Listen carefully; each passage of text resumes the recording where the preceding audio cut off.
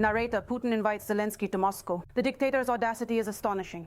How a secret conversation in Beijing between Xi Jinping, Kim Jong-un, and the Russian president about longevity was leaked. Watch all this in the episode and leave your comments. What are your impressions of what you've seen? My name is Natalia Ostrovska. Let's get started now. Narrator: she miraculously escaped from a burning car with a shard lodged in her throat. Kirillov-Enskivsky. It's terrifying when something like that gets stuck in your throat.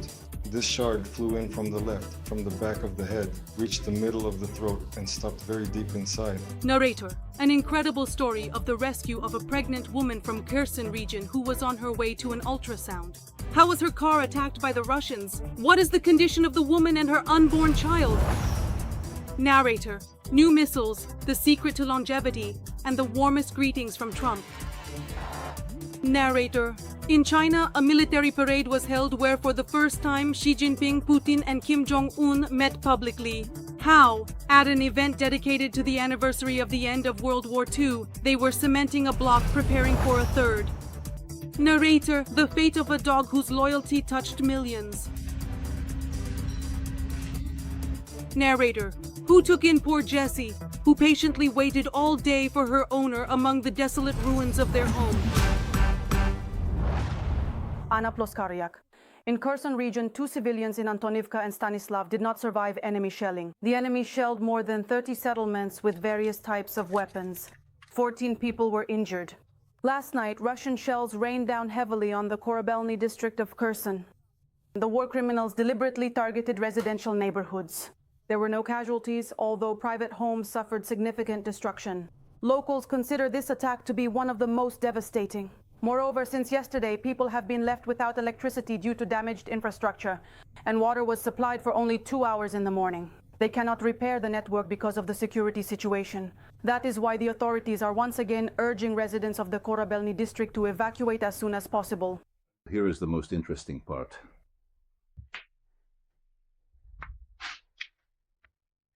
And over there is another room where I used to sleep.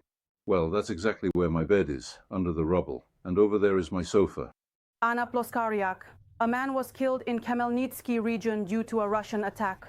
His identity is being established. He was at the enemy strike site per military administration. Occupiers attacked the region with missiles and shaheds overnight and morning. In Khmelnytsky itself, more than 100 windows were shattered. A school was also affected. Because of this, children were switched to remote learning. As a result of the strikes, a garage complex caught fire. Nearly 20 vehicles were destroyed and municipal infrastructure and 2 trolley buses were damaged. Residents are being warned about delays and significant changes to public transport schedules. Alexander Kuleba. Air Defense Forces confirmed the successful downing of 2 missiles and 3 enemy Shahed attack drones. Another enemy drone was lost from radar. As a result of the morning attack, a man approximately 40 years old was killed. Anna Ploskaryak, the Indomitable Railway. Ukrzaliznytsia reported that it has eliminated the consequences of the night strike, and trains can now pass through the section in Kirovohrad region. At night, the occupiers shelled the railway infrastructure. 4 railway workers were injured. There is damage to the tracks and power lines. There is also significant destruction in Znamyanka due to the attack. Nearly 30 private houses were damaged, 4 of them completely destroyed. About 10 villages in the community have been left without electricity. An invincibility point has been set up on the territory of the railway station where everyone can charge their devices. All services and volunteers are working at the sites of destruction. Alexander Savchuk. We provide essential emergency kits that are designed to help cover the immediate damage until comprehensive repairs can be effectively made, as well as crucial psychological support and vital legal assistance to all those significantly affected. Anna Ploskaryak. Due to the overnight attack in Kalush, Carpathian, there is heavy smoke and an elevated level of formaldehyde in the air. Classes in schools and kindergartens in the city have been suspended. The Center for Disease Control and Prevention is warning residents not to go outside unless absolutely necessary and to keep windows tightly closed. A large-scale fire was extinguished in the city for several hours in a row. According to the regional military administration, the target of the Russians was an infrastructure facility. The enemy attacked it at night with missiles and shaheds. And while the city was suffering from the attack, 2 children were born in the shelter of the local maternity hospital. A girl weighing 3 kilos 300 grams and a boy almost 3.5 kilos. Both deliveries went well for the babies and their mothers, according to the hospital. Anna Ploskaryak. The enemy, using barrel artillery, killed 8 civilians in Kostyantynivka and wounded 6 more. The Russians shelled the city for an hour and a half straight. The occupiers targeted a residential neighborhood. The victims of the enemy attack were 3 women and 5 men. 6 residents also sustained bodily injuries. They were taken to the hospital. The injured were at home, on the street, and in a store. Anna Ploskaryak. The Russians are attacking Donetsk region relentlessly. The police have released dramatic footage of the rescue of bus passengers in Kostyantynivka. The day before, the bus was hit by an enemy FPV drone. The impact caused the bus to crash into a tree. The driver and 2 women were injured. They were evacuated by police paramedics while enemy drones circled overhead. One of the women was seriously wounded. She was slowly losing consciousness, and the injured driver was trapped inside the bus. All attempts by locals to free him were in vain.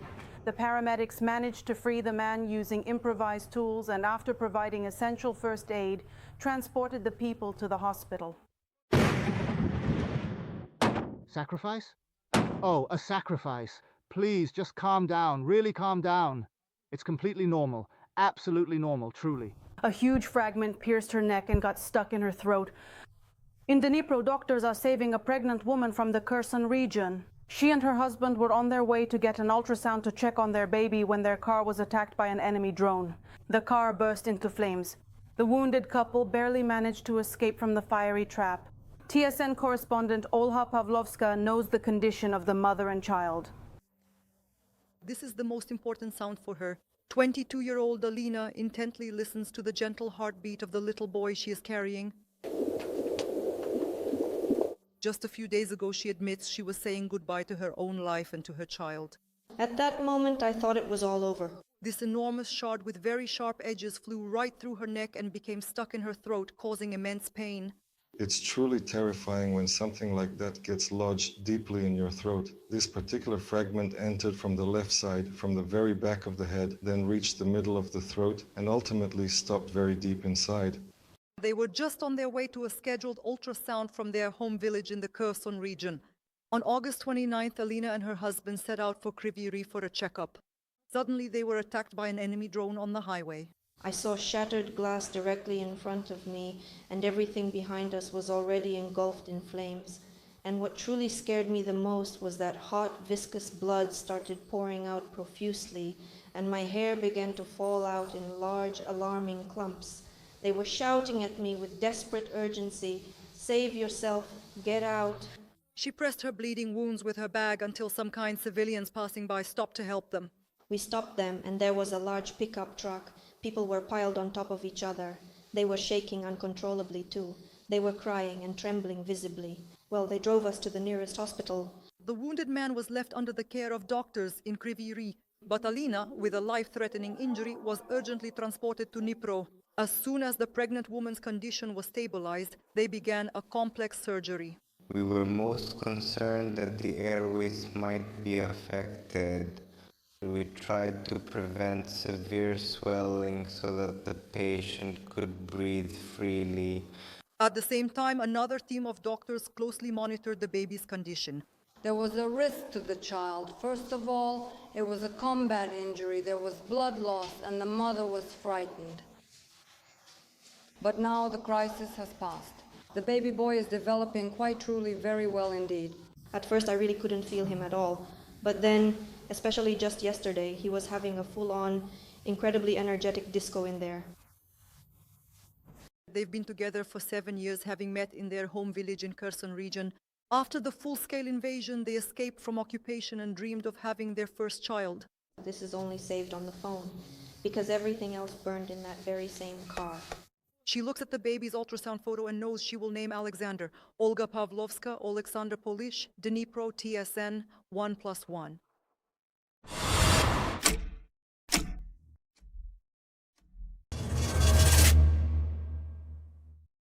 Ukraine will absolutely not give up its territories to Russia. President Volodymyr Zelensky emphatically stated this in Denmark during a joint important briefing with Prime Minister Mette Frederiksen. He further noted that no one can truly guarantee that Putin will not attack again, since he has repeatedly lied many times. Zelensky also reported that he will soon have a conversation with US President Donald Trump. Tomorrow, the president of Ukraine is heading to Paris, where Emmanuel Macron is waiting for him. The French president has invited fellow leaders of the so-called coalition of the willing to provide security guarantees for our country at the summit. What will be negotiated and whether there is already a plan will be reported by Radio Svoboda correspondent Zoriana Stepanenko. Allies are preparing to once again discuss security guarantees for Ukraine. The most reliable of these is considered to be the Ukrainian army, and they are actively helping to supply it with what it needs.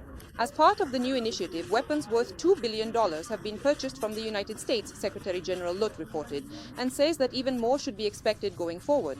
Europe is also preparing to play a key role in ensuring Ukraine's protection from a possible new attack by Russia. The President of the United States agrees that his country will contribute to security guarantees for Ukraine, but it is still unclear in what form and to what extent.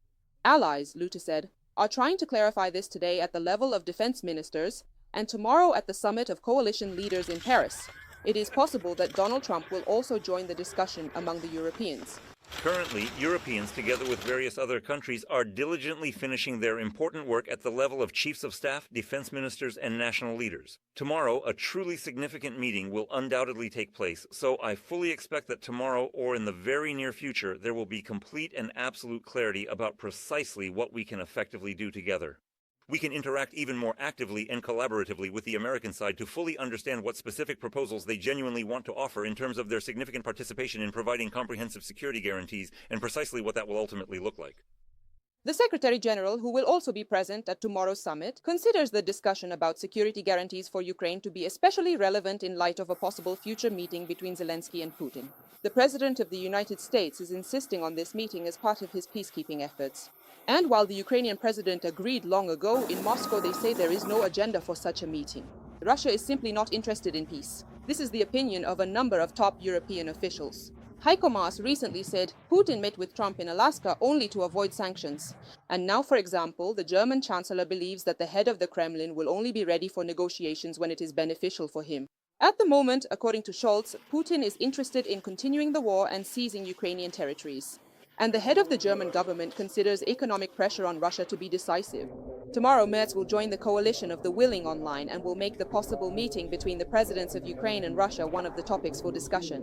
Geneva will be an appropriate place for concluding the relevant ceasefire agreement. I will once again propose to the so-called coalition of the willing to initiate this agreement there.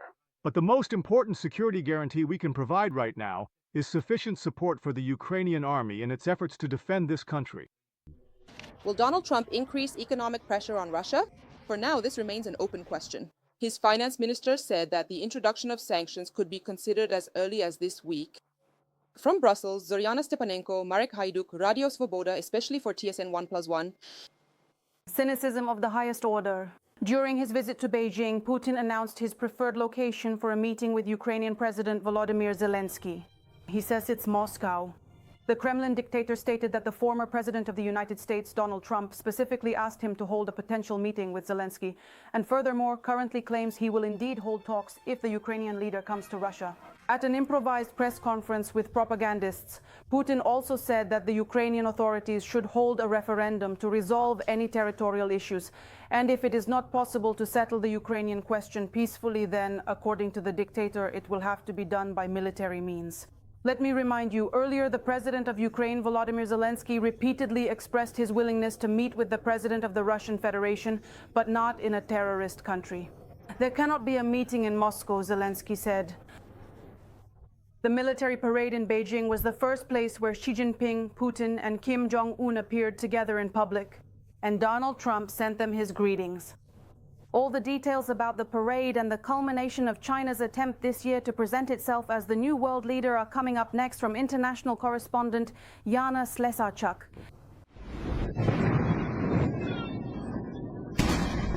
Historical irony. With a parade dedicated to the 80th anniversary of the end of World War II, a bloc is being cemented that is preparing for a third.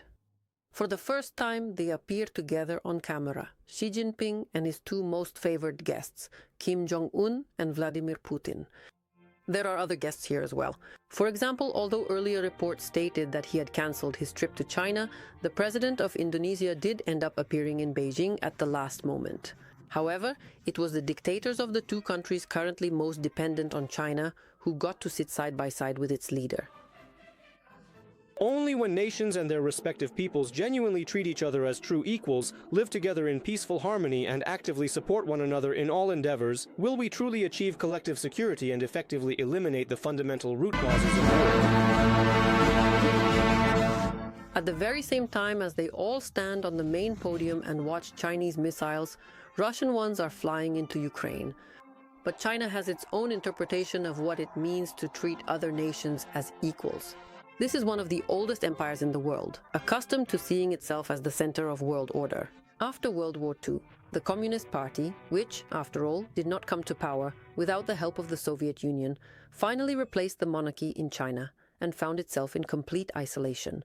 This situation lasted until the 1970s, and it was only under American President Nixon, who waited until Beijing had fallen out with Moscow, that relations began to warm. The recognition of Taiwan as the successor to a unified China was replaced by the recognition of the People's Republic of China, while simultaneously acknowledging the de facto independence of the island of Taiwan. Bringing it back under the full control of the mainland is one of the primary objectives that has been set by President Xi Jinping. The great reunification of the Chinese people cannot and will certainly not be stopped. He is very well aware that in Taiwan, people are watching this military parade with no less anxiety than they are the full-scale Russian war in Ukraine. That is precisely why Xi Jinping gladly welcomes Putin right after US President Donald Trump, both in Alaska and in numerous subsequent statements, did everything humanly possible to help the Russian dictator regain the significant international standing he had lost over many years of isolation. It is much more convenient to force Taiwan into unification through hybrid political means rather than by force. Intimidation is the main one among them. By labeling Taiwan's Democratic Progressive Party as the party of war on social media and pro-Chinese TV channels, Beijing intimidated Taiwanese voters and prevented the party, which advocates for independence and closer ties with the West, from winning a majority in the parliamentary elections. Among other impressive military equipment, the parade features two advanced unmanned submarines. They can be equipped with powerful torpedoes or various mines or serve crucial reconnaissance purposes. All of this is meant to make the island of Taiwan feel as uncomfortable as possible. I truly think that these three prominent figures, Xi, Putin and Kim, appearing together is a clear demonstration that they might indeed want to seize Taiwan by force and overtly threaten Western countries, thereby showing everyone that they are definitively joining forces. There has been no official reaction from the European Union so far. Japan is observing the parade without making any comment. And American President Donald Trump on his social media network reminded Xi Jinping that it was the United States that had helped China free itself from Japanese occupation and asked him to pass along his personal regards to Kim and Putin, while all three are seemingly conspiring against America. The United States and Taiwan still have a congressionally approved mutual assistance treaty firmly in place. However, observing former President Trump's behavior since his recent return to the White House, especially his handling of the ongoing conflict in Ukraine, any other American ally on the entire planet has anything but complete and utter confidence that the United States will truly honor its commitments in times of significant trouble. This profoundly means that Xi Jinping's intimidation tactics hit the mark perfectly. Yana Slizarchuk, Pavlo Sadovnikov, TSN, 1+1. They dreamed of living to 150 years old. During a military parade in China, a microphone accidentally picked up an unofficial conversation between Xi Jinping and dictators Putin and Kim Jong-un. The three politicians were just ascending the Tiananmen Gate in Beijing to watch the ceremony marking the 80th anniversary of Japan's defeat in World War II. Bloomberg reports that the live broadcast of this segment lasted less than a minute, and the audio was occasionally interrupted. But during this discussion, the microphone caught Xi Jinping telling his colleagues, and I quote, "In the past, people rarely lived to 70, but today, at 70, you're still a child." Putin responded to him through a translator, saying that with the development of biotechnology, human organs can be constantly transplanted. People can remain young and eventually even achieve immortality. And to conclude, the leader of China added, "There are predictions that in this century, there will be a chance to live up to 150 years. It is noteworthy that both Putin and Xi are already over 70, and only Kim Jong-un is 41 years old." Footage of the appearance of the three authoritarian leaders spread throughout the Western press, with headlines about the formation of a new axis. The European Union's chief diplomat Kaja Kallas recently stated that they represent an autocratic alliance, actively and aggressively seeking a fast track to establish a new world order. So that was a kind of small talk about what's bothering Putin. What feelings did you have after their conversation, which accidentally made it into the broadcast? Please write your valuable comments and kindly like the video. It's really very important to us. Let's continue on with this.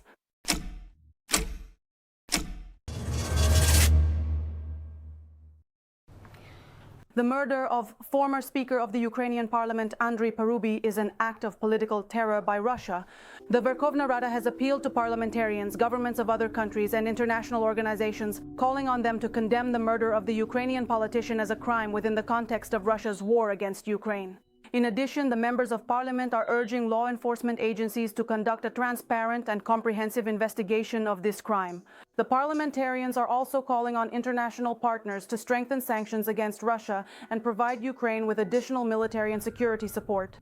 This urgent appeal contains a profound call to all our international partners, to the esteemed parliaments of various democratic countries around the entire world, to significantly increase and intensify their pressure on the aggressor state, on the Russian Federation, which persistently continues to commit heinous terrorist acts and egregious crimes against the resilient and true Ukrainians who bravely continue their unwavering struggle for freedom, sovereignty, and their very existence. The poignant story of a loyal dog named Jessie has spread across social media. Her devoted owner was tragically killed by a Russian missile. Jessie spent several agonizing hours trying to find him among the ruins. Then the rescuers from the State Emergency Service took the dog in. But yesterday the story continued. More details about what happened to Jessie are coming up in the story. These are the images that touched thousands of Ukrainians on August 28th. Her name is Jessie, and she patiently waited for her beloved owner near the heavily destroyed building in Kyiv, Ukraine. That night, 25 people died in the capital. Among them was Jessie's devoted owner, but she steadfastly didn't leave the place and persistently kept calling out for him, her beloved companion. Representatives of the State Emergency Service who were working at the scene that day say that leaving the dog behind was never an option for them. In their experience at such locations, when there is pain and despair all around, people's reactions can be unpredictable. Even before the full-scale invasion, there was a case when I heard a dog howling, for example, in the morning, and someone came out and shot it, so we waited for volunteers who were supposed to help transport her. But at that particular time, no one actually showed up, so we ultimately decided to take her ourselves. That's how Jessie ended up at the rescuer's base. There was very little information about her, only that her owner was a security guard at a parking lot that ended up at the epicenter of the explosion. But thanks to the publicity on social media and the touching video posted by the State Emergency Service workers, the family was found. Unfortunately, the son of the deceased individual wrote to us on Facebook. We immediately got in touch with him and promptly arranged when we would hand over Jessie. This is Roman. He is the son of the deceased. He says that when he saw the dog in the video, he immediately recognized her and really wanted to take her home. He came for her the day after his father's funeral. He found her when she was a tiny puppy. She was just out on the street. She was chewing on some kind of bag. She was still very little. At first she lived with us for a couple of years, I guess, and then, well, when she grew up a bit more, my father took her to his spacious parking lot. It was much more expansive there, so she could really run around freely. Before the meeting, the rescuers are openly nervous. They say the dog has been through a lot of stress and might not recognize the person she lived with when she was little. We were mostly worried about the dog's reaction. Why? Because when we took her in on Friday evening, our dog handlers thoroughly examined her and said she was completely shell-shocked. Her paw is injured, and we don't really know how this, well, has truly and actually affected the dog. Roman came to pick up Jessie, accompanied by his beloved daughter Diana, and they had absolutely no doubt that she would instantly recognize them. Sweetie, please, come here, such a tiny little one, you truly are indeed. But the rescuers are being cautious and don't let Roman into the enclosure right away. Jessie, however, shows that all the worries were unnecessary. She knows. We had no doubts that she would recognize us because when Diana and I used to visit Grandpa, Jessie would see us from afar and run to us. Hugs and kisses. She immediately snuggles up to Roman, and then she begins to truly start complaining about absolutely all of the things that she had to go through. Oh. Roman admits that right now she truly needs help from veterinarians and comprehensive rehabilitation. But the most important thing is that Jessie has a family again. I truly believe that after the passing of my dear father, I am now the sole remaining close individual in our family. And naturally, Diana is also my beloved daughter, a very important part of my life. Therefore, I am of the opinion that at this moment, she should well be able to find a sense of peace and calm within herself. Yes, sweetheart. Yevgeny Hladun, Yevhen Litvinenko, TSN 1+1. Dogs also feel all the shelling and empathize together with the whole country. With that, I conclude this very TSN broadcast. Like and leave your comments. It really means a lot to us. See you in the next broadcast.